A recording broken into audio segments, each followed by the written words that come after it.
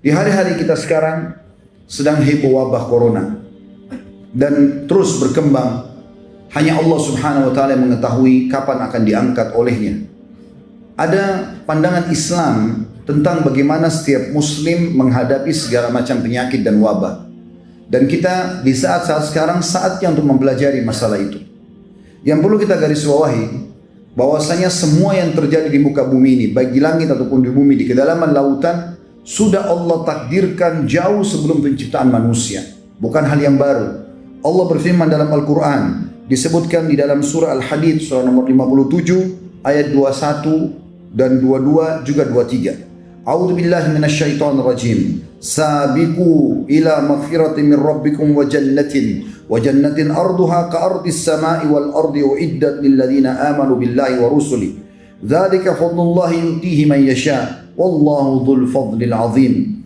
Bergegaslah kalian kepada pengampunan Tuhan kalian, taubatlah segera dari dosa-dosa kalian, dan kejarlah surga yang luasnya seluas langit dan bumi. Dijanjikan untuk orang-orang yang beriman kepada Allah dan Rasul-Rasulnya. Itulah karunia Allah yang sangat besar yang diberikan kepada siapa yang dia inginkan, dan Allah memiliki karunia yang sangat besar.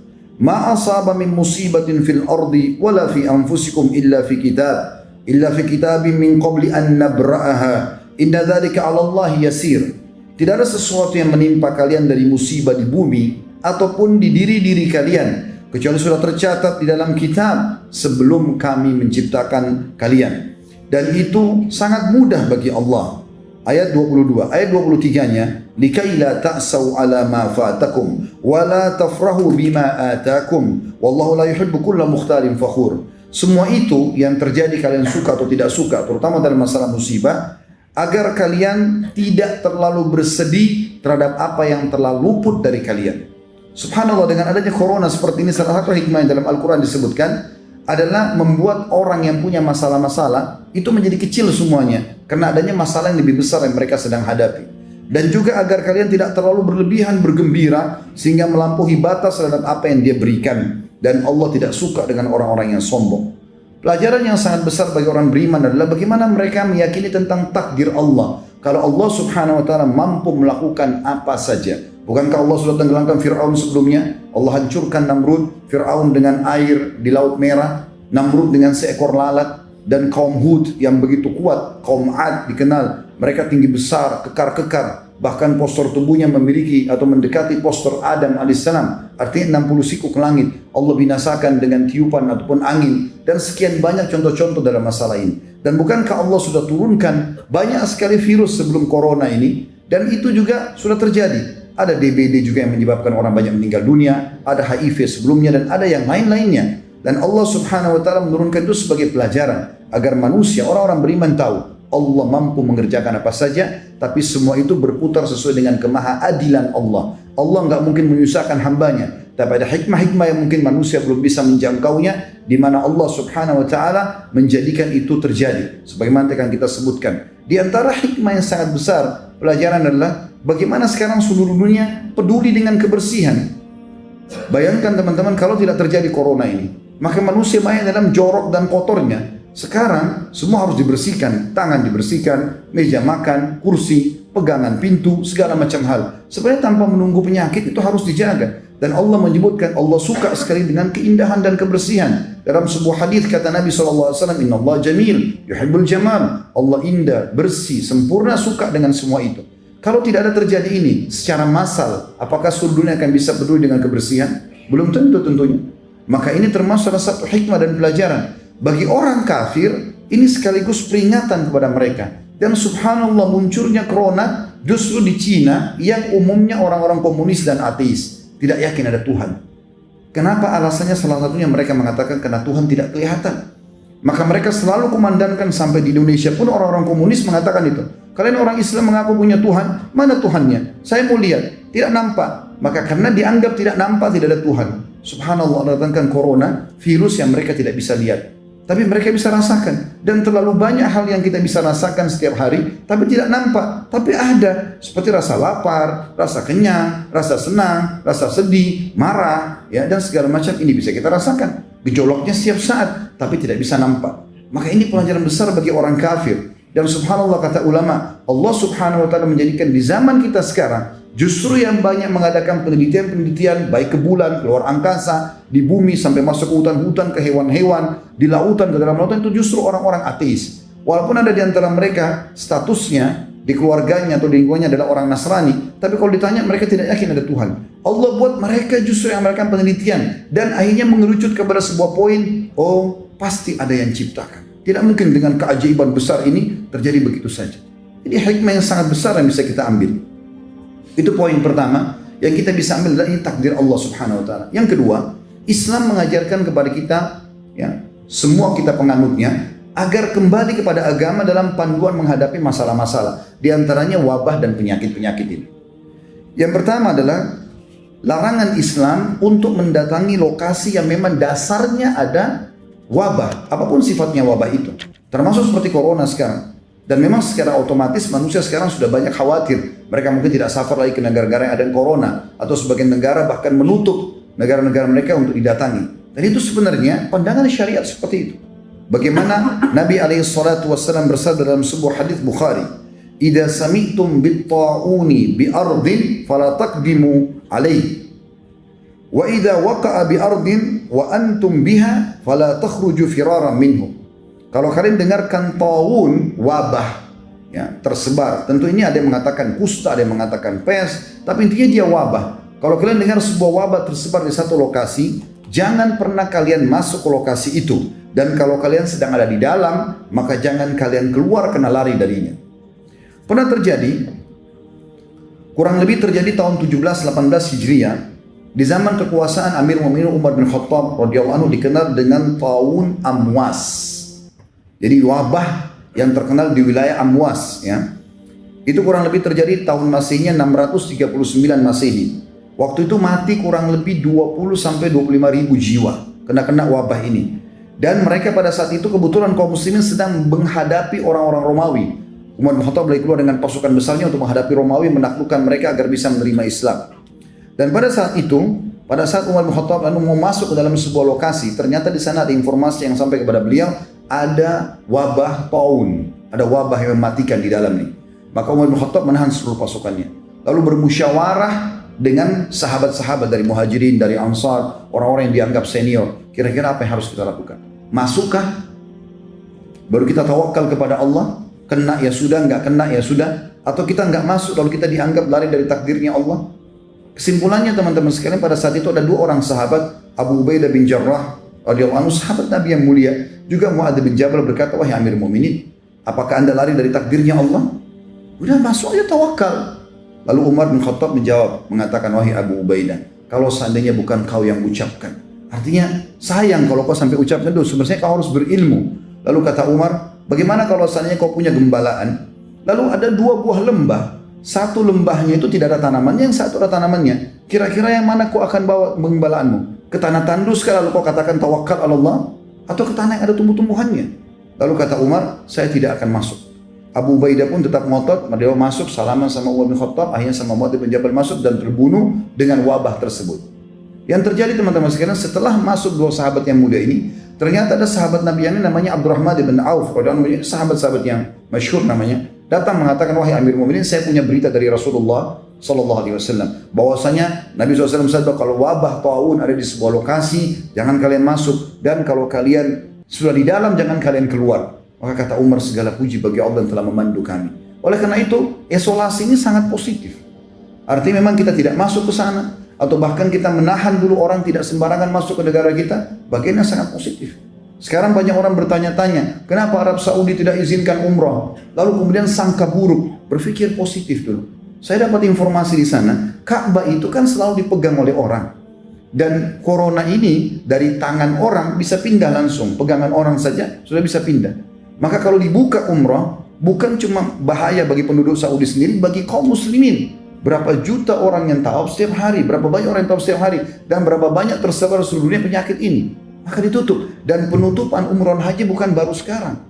Sudah dalam sejarah Islam beberapa kali terjadi umroh haji tertutup. Tapi hal-hal terjadi karena peperangan, ada karena peribut antara kekuasaan dan segala macam hal. Jadi ini bukan hal yang baru. Apalagi ini hanya sementara waktu saja. Demi maslahat semuanya. Dan ini ada dalam syariat kita. Oleh karena teman-teman yang tidak punya ilmu jangan banyak berbicara. Akhirnya mendapatkan dosa. Apalagi bahasanya kenapa pemerintah Saudi. Berarti satu Saudi disalahkan.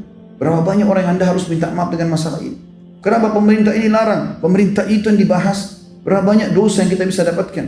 Kalau Anda punya masalah sama seseorang, kerucut ke orang itu saja. Misal suami istri ribut. Kemudian suami misalnya marah sama saya, dia mengatakan, kamu memang ini tidak dididik oleh kedua orang tuamu. Tadi dia cuma masalah sama istrinya. Sekarang masalah sama kedua mertuanya. Jadi 3 dosa dia, 3 musuh dia. Apalagi kalau dia bilang, memang keluargamu begitu. Satu keluarga. Kalau keluarga 30 orang, punya 30 orang masalah. Kalau dia bilang, memang negaramu begitu, atau sukumu begitu. Mungkin 300 orang sukunya. Memang negaramu begitu. Berarti kalau ke Indonesia 200 juta, dia harus minta maaf dengan sekian ratus juta orang.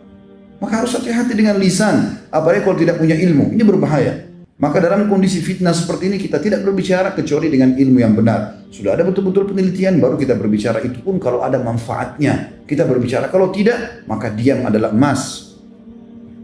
Juga dikatakan Ibnu Hajar rahimahullah tentang masalah ini. Beliau wafat tahun 852 Hijriah menjelaskan kalau larangan mendatangi tempat penyakit itu karena dikhawatirkan menular ke siapapun yang masuk wilayah itu, dan larangan orang yang berada di wilayah tersebut keluar agar orang lain tidak terjangkit penyakit taun. Dan bukti bahwasanya ada penyakit yang menyebar, yang menular kalau ada sebabnya tentunya. Misalnya kita sengaja interaksi dengan orang-orang yang kena penyakit menular, maka ini ada dalilnya. Disebutkan dalam hadis Bukhari. Kata Nabi SAW, la tadimun nadara ila majzumin. Jangan kalian terlalu banyak interaksi ataupun menatap orang yang kena wabah, kusta atau yang lainnya. Berarti memang ada sifat menular. Walaupun ada sabda Nabi SAW mengatakan la adwa, tidak ada penyakit menular, tapi maknanya la adwa tanpa sebab, bila sebab. Harus ada sebabnya. Orang jelas-jelas flu, dia habis pegang ingusnya, mohon maaf, lalu salaman sama Anda. Anda bilang nggak apa-apa, nggak ketular kok. Lalu ingusnya kita gosok di hidung kita, menular masalahnya. Kalau ada sebabnya maka pasti akan ada akibat, seperti itulah. Kemudian juga kalau terjadi bagi orang-orang beriman, misal kalau sampai ada yang kena pun, dan kita berharap tentu karena ini adalah wabah yang Allah datangkan sebagai hukuman, gitu kan? Jelas ini adalah hukuman karena Umar bin Khattab berkata radhiyallahu anhu, tidak mungkin wabah itu kalau misalnya wabah, bahasa Arabnya wabah, tidak mungkin wabah datang turun dari langit Allah jadikan sebagai sebuah bencana di muka bumi kecuali karena dosa yang sedang terjadi, dan tidak akan pernah diangkat kecuali dengan taubat. Jadi kita sebagai orang beriman tahu, yakinlah teman-teman, kalau Anda orang beriman kepada Allah Subhanahu wa taala, mengikuti panduan syariat Allah, syariat Anda, syariat Islam, dan Anda juga terapkan apa yang diperintahkan agar bisa selamat dari wabah, dari penyakit sebagaimana yang kita sebutkan sebentar lagi insyaallah, maka Anda akan aman, tidak perlu khawatir. Saya ingatkan juga, jangan terlalu dibesar-besarkan, seakan-akan harus sembako dipenuhi di rumah, tidak akan boleh salaman sama sembarangan orang. Akhirnya suami istri nggak mau salaman, orang tua sama anak nggak akan salaman, muslim sama muslim yang lain di masjid tidak akan salaman. Pada sementara Nabi SAW mengatakan bahwasanya kalau 2 orang muslim salaman, pada saat mereka lepaskan tangannya maka akan guguran dosa-dosanya. Tapi Anda punya hak setelah itu, ya, mengantisipasi dengan misalnya mencuci tangan, boleh. Anda boleh pakai masker, silahkan, itu hak Anda ikhtiar, tapi jangan berlebihan. Sehingga akhirnya setiap orang bersin sedikit, kayaknya corona nih. Kan jadi masalah. Semua orang dicurigai. Di pengajian saya kemarin ada yang tanya begitu, Ustaz, saya lagi flu. Begitu saya flu, semua orang sekitar saya curiga kalau saya corona. Sehingga akhirnya semuanya orang su'don satu sama yang lain. Ini juga jadi pelanggaran agama. Artinya kita berhati-hati, tapi tidak boleh berlebihan. Disebutkan dalam sebuah hadis, Aisyah berkata radhiyallahu anha tentang masalah taun. Waktu itu beliau bertanya kepada Nabi SAW, maka beliau mengatakan, innahu adzaban yab'atsuhu Allahu ala man yasha. Wabah itu sebenarnya adalah wabah taun terutama, tapi ini wabah secara umum bisa juga masuk dalamnya. Allah utus kepada siapapun sebagai siksaan yang dia inginkan. Faja'alahu Allahu rahmatan lil mu'minin. Dan pasti itu kalau penerima orang beriman maka Allah jadikan rahmat buat dia. Dalam riwayat Bukhari yang lain, kalau ada seorang mukmin meninggal karena taun wabah, maka dia mati syahid. Dan kemudian dikatakan, "Falaisa min 'abdin yaqa'u ta'un fayamkuthu fi baladihi sabiran ya'lamu annahu la yusibu illa ma kataballahu lahu illa kana lahu mithlu ajri syahid." Dan tidak ada seorang muslim pun atau mukmin pun yang sedang berada di satu lokasi, di sana ada wabah yang tersebar, kemudian dia tinggal di negaranya, tetap diisolasi, dia nggak keluar agar tidak menyebar, dan kemudian dia yakin itu tidak akan menimpa dia kecuali dengan izin Allah, kecuali akan dicatat baginya pahala mati syahid. Sebab-sebab syar'inya ada disebutkan oleh Nabi SAW, di antaranya hadis yang mulia. Kata Nabi SAW, ya ma'syaral muhajirin, wahai orang-orang muhajirin, khamsu khisal atau khisalu khamsin idza tulitum bihinna wa a'udzu billahi an tudrikuhunna. Ada 5 perkara, kalau kalian diuji oleh Allah dengannya maka ini sangat berbahaya. Tapi aku berlindung kepada Allah untuk kalian agar kalian tidak terkena. Lam tadhhar fahishatu fi qaumin qattun hatta yu'linu biha illa fasha fihim at-tawun. Ketahuilah, tidak ada satu maksiat dosa besar kepada Allah di lokasi orang kafir atau orang beriman tersebar merajalela itu, kecuali Allah akan mendatangkan wabah taun kepada mereka. Wal auja', dan masalah-masalah yang berat, penyakit berat. Allati lam takun maghat fi aslafihim alladzina magaw, yang tidak pernah menimpa orang-orang yang datang sebelum mereka. Lam yanqusul mikyala wal mizana illa ukhidu bisinina wa shiddatil mauna wa jurus sultan alaihim. Dan tidak ada seorang pun di antara mereka atau komunitas yang curang dalam timbangan, kecuali pasti mereka akan mendatang atau mendasakan peceklik dan juga susahnya kehidupan serta pemimpin yang zalim terhadap mereka. Walam yamna'u zakata amwalihim illa muni'ul qatra minas sama walaulal bahaimu lam yumtiru. Dan tidak ada seorang pun atau satu kaum yang menahan zakat harta mereka, kecuali Allah akan tahan hujan dari langit, dan kalau bukan kena hewan-hewan mereka tidak akan diberikan hujan. Walam yanqudu ahdallahi wa ahda rasulihi illa sallallahu alaihim aduwwan min ghairihim fa akhadhu ba'da ma fi aidihim. Dan tidak ada seseorang pun atau komunitas yang sengaja mengingkari janji Allah dan Rasulnya. Allah mengatakan akan dapat ini, kalau berbuat ini akan dapat ancaman itu, lalu dia mengatakan tidak mungkin. Dia coba mengkhianati dan mengingkari masalah itu, kecuali Allah akan datangkan musuh-musuh yang akan menguasai mereka dan akan mengambil sebagian apa yang ada di tangan mereka. Wa ma lam tahkum a'immatuhum bi kitabillah wa yatakhayyaru mimma anzalallah illa ja'alallahu ba'sahum bainahum. Dan tidak ada satupun pemimpin-pemimpin mereka yang tidak menerapkan kitab Allah, dan mereka tidak menjadikan sebagai sesuatu yang harus diterapkan apa yang Allah turunkan, kecuali Allah akan menjadikan permasalahan di antara mereka. Itu yang kedua, atau maksudnya poin yang kedua yang berhubungan dengan masalah apa yang harus kita lakukan. Pecahannya adalah kita harus mengisolasi tempat itu. Kemudian cabang daripada poin kedua ini adalah bagaimana kita berobat. Nah, kita tutup dengan ini teman-teman sekalian, bagaimana berobat. Berobat ini ada 3 cara dalam syariat kita, dan ini sayangnya yang pertama dan kedua yang merupakan asas dilupakan oleh kaum muslimin. Yang ketiga yang merupakan akhir daripada ikhtiar, justru ini yang mereka fokus untuk melakukannya. Teman-teman sekalian, kita harus yakin dengan sabda Nabi SAW dalam hadis Bukhari. Beliau bersabda, ma anzalallahu da'an illa anzalallahu lahu shifa. Allah tidak akan pernah menurunkan penyakit kecuali Allah turunkan kesembuhan bersamanya. Nggak ada kata-kata tidak ada kesembuhan. Nggak ada dalam Islam penyakit tidak ada obatnya, mustahil. Pasti ada. Itu sabda Nabi SAW dan tidak mungkin salah. Ini wahyu yang sudah diberikan kepada kita. Maka yang harus dilakukan 3 hal. Yang pertama, yang ini yang orang tinggalkan adalah berdoa, berzikir, sholat, sedekah, taubat. Ini asas daripada hilangnya wabah dan juga penyakit, mara bahaya. Dan ini banyak ditinggalkan oleh kaum muslimin. Misal masalah doa, kata Nabi SAW, la yaruddul qadha illa doa.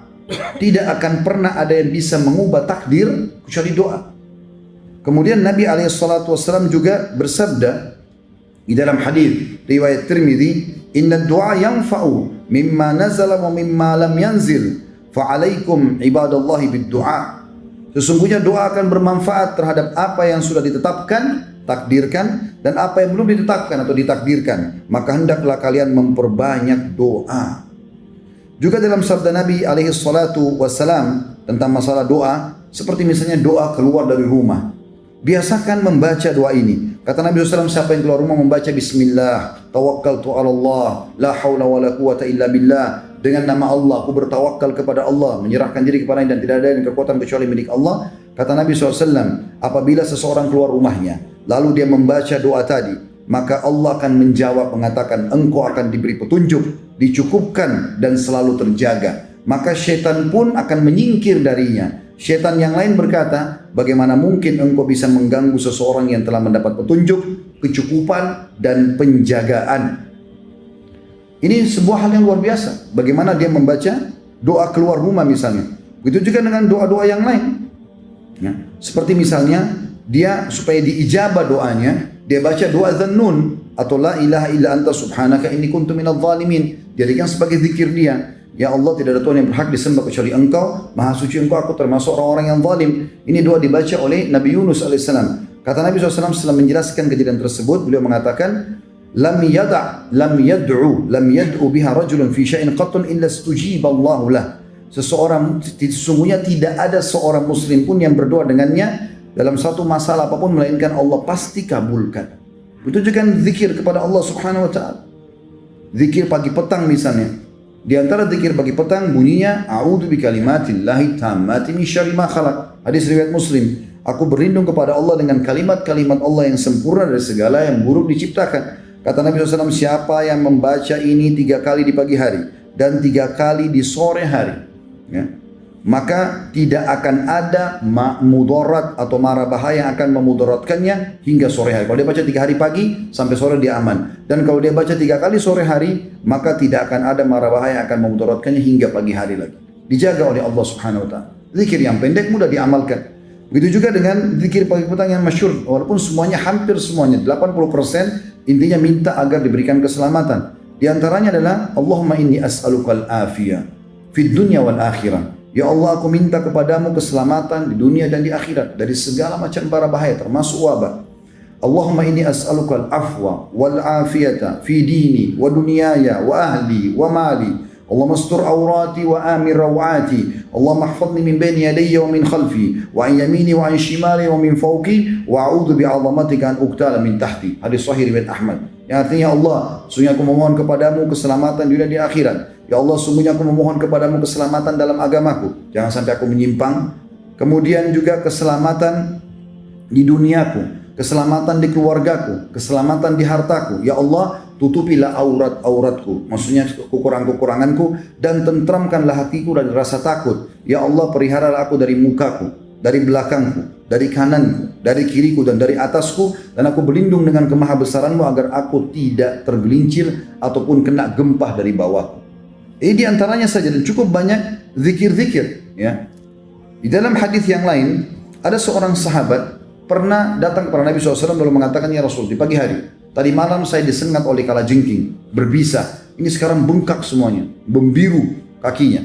Kata Nabi SAW, ama law qulta hina amsait, coba kau baca pada saat kau tiba sore hari semalam, a'udzu bikalimatillahi tammati min syarri ma khalaq lam tadurruk.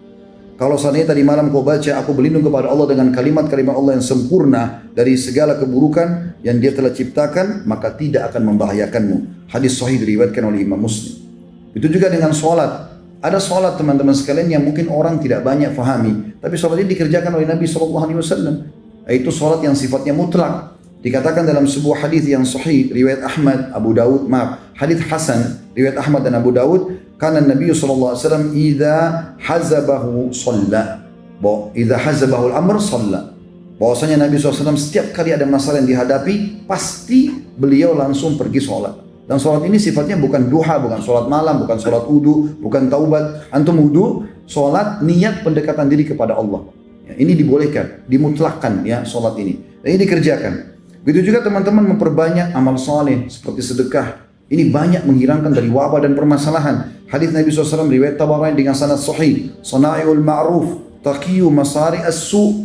Sesungguhnya semua perbuatan kebaikan, ketakwaan kepada Allah akan menjauhkan dari segala macam masalah berat atau yang buruk atau kejahatan. Wa sadaqatus sir tudfi'u ghadabur rabb, dan sedekah secara sembunyi-sembunyi akan meredam murkanya Allah. Wasilatul rahim tazidu fil umur, dan melanjutkan hubungan silaturahim akan menambah panjangnya umur. Di dalam hadis yang lain kata Nabi SAW, inna sadaqata latudfi'u ghadabur rabb wa tadfa'u an-mitati su'. Ketahuilah bahwasanya sesungguhnya sedekah itu akan meredam murkahnya Allah. Jadi kalau Allah marah dengan menurunkan wabah dan segala macam hal, Allah bisa angkat murkahnya itu dengan sedekah kita. Wa juga sedekah itu, dan juga dia akan bisa menolak mati yang buruk. Di dalam hadis yang lain riwayat Al-Hakim kata Nabi SAW, sana'il ma'ruf taqiyu masari su'. Semua perbuatan baik akan menjauhkan dari segala macam mara bahaya. Wal afaq, gangguan-gangguan. Wal halaqat, hal-hal yang membinasakan. Wa ahlul ma'ruf fid dunya hum ahlul ma'ruf fil akhirah. Dan orang yang suka buat kebaikan di dunia, maka mereka adalah orang-orang yang juga ma'ruf di akhirat. Termasuk teman-teman sekalian dianjurkan agar menutup wadah-wadah minum dan makan ya di rumah. Disebutkan dalam sebuah hadis, dan hadis ini juga adalah hadis yang sahih. Ya kan Imam Muslim. Saya langsung ke terjemahannya, kata Nabi SAW, tutuplah bejana-bejana, rapatkanlah tempat-tempat minum, karena ada waktu satu malam atau ada waktu pada saat orang-orang lagi tidur, ketika turunnya wabah atau di malam hari turun wabah, tidaklah ia melewati bejana yang tidak ditutup ataupun tempat minum yang tidak dirapatkan, kecuali ia akan masuk ke dalamnya. Wabah itu akan masuk. Makanya sunnah Nabi SAW adalah bagaimana kita menutup wadah-wadah minuman dan makanan kita. Tentu masih banyak poin-poin yang lain teman-teman, karena khutbah Jumat saya ringkaskan. Kemudian kita masuk juga ke jenis pengobatan selain tadi saya bilang ada 3. Yang pertama adalah zikrullah, ya, yang doa, sedekah dan seterusnya, ini semua amal-amal saleh. Yang kedua masuk dalam pengobatan adalah pengobatan yang juga banyak ditinggalkan oleh kaum muslimin, pengobatan dengan cara yang diajarkan oleh Nabi SAW. Seperti misalnya ruqyah syariah. Ya, Ibnu Qayyim rahimahullah mengatakan, aku pernah merasakan rasa sakit kepala yang luar biasa. Kemudian aku membaca surah Al-Fatihah, meniupkan ke air zam-zam, aku meminumnya dan mengusapkan ke badanku. Tiba-tiba sakit itu hilang. Ruqyah syariah. Teman-teman yang mau lebih jauh bisa nonton insya Allah ceramah kami di YouTube tentang masalah ruqyah syariah. Dan ini ulama sudah sepakat mengatakan bukan hanya orang kena racun, sihir, tapi juga dia bisa mengobati segala macam masalah dan penyakit. Kemudian juga jangan pernah tinggalkan habbatus sauda. Sekarang beli di rumah, jintan hitam. Selalu kita dengar hadis Nabi SAW tapi tidak diamalkan. Hadis Bukhari Muslim, habbatus sauda dawa likul da'il sam. Biji hitam atau jintan hitam itu adalah obat untuk semua penyakit kecuali kematian. Kalau mati juga bisa diobati, jintan hitam akan obati. Maka diminum, konsumsi, taruh di teh kita, di kopi kita, di nasi, di sayur, di susu, minum sama madu. Ya. Maka ini anjuran Nabi SAW. Sakit atau tidak sakit, maka dia akan meningkatkan kekebalan tubuh insya Allah dan akan menyembuhkan penyakit. Sebagian ulama mengatakan keutamaannya, karena dalam hadisnya dikatakan habbatul barakah, biji yang penuh dengan berkah. Karena kalau orang minum, kalau dia belum ada penyakitnya, maka akan menjadi penameng ya, atau penahan daripada penyakit yang akan datang. Kalau dia sudah kena penyakit, maka akan membantu dia mengeluarkan dirinya dari penyakit tersebut. Begitu juga teman-teman sekalian dengan mengkonsumsi madu. Madu ini dikonsumsi, tapi bukan air madu, madunya dikonsumsi. Ada orang punya 1 kilo madu, 1 tahun baru habis. Diminum madu itu, jadi madu tanpa dicampur apa-apa. Itu baru manfaatnya besar. Tapi banyak orang 1 sendok makan ditaruh di 1 botol air 1 liter. Sehingga jadi air madu, bukan madunya. Madu dikonsumsi. Dan Nabi SAW pastikan kesembuhan pasti di 3 hal. Yaitu konsumsi madu, kemudian sayapan bekam, dan juga kai atau besi panas yang ditempelkan di tubuh. Dan aku melarang umatku menggunakan kai. Dalam riwayat lain, jadikan kai sebagai obat terakhir kalian.